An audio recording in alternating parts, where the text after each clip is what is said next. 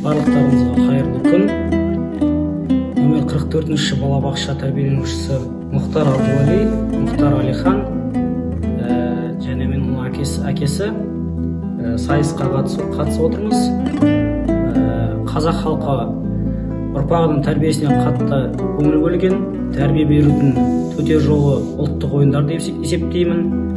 Біздің халқымызда асық ойынның түрі көп. Bir ғана қоймалының асығынан баланың зеректігін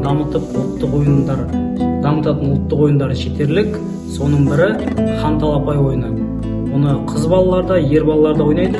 Ережесі екі адам қатысқандықтан екеуін бір-біріне қарама-қарсы отырғыздық. Адам көп болса, олар көңіл шеңбер құрып отырады. Қазір мен мына асықты ортаға тастаймын. Ортаға тастағаннан кейін екі жақ кім көп асықты жинайды, көп асықты жинауға тиісті лақтырғаннан кейін хан талапай деп айғайлайды. Екеуі жинап, сосын бір сызықтың бойына тізіп қояды. Ал балалар дайынсыздар ма? Иә! 1, 2, 3, хан талапай!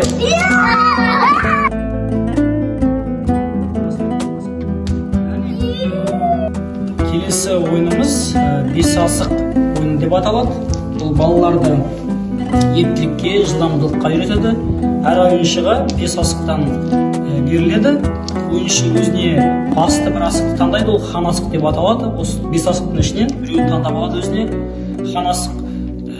Және де келесі ол ойын жүргізетін асық болып саналады. Қайсы хан асық болады? Қызылы болады. Төртеуі қоямыз. Енді Абдуалиден бастаймыз. Абдуали, көрдің ғой жаңа, біреуін ұстап тұрасың, біреуін ұстап тұрасың. Мынаны лақтырасың да, келесі біреуді аласың. Жарай ма? Істеп тұр. Оңмаға свайға мен ұстап. Тағы да істеп. Біреуін лақтыр. Кішкене биігірек лақтыр. Көресің ұстап.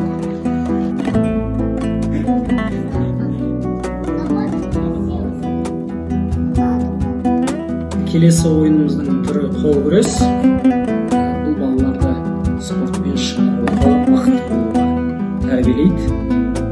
Екі батыр қол күреседі.